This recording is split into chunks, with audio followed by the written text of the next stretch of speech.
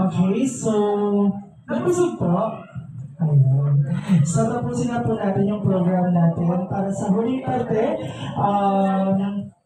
tinatawagan ko po yung daddy ni Allen. Nasaan? Ayan. Tara dito, Tito. Ayan.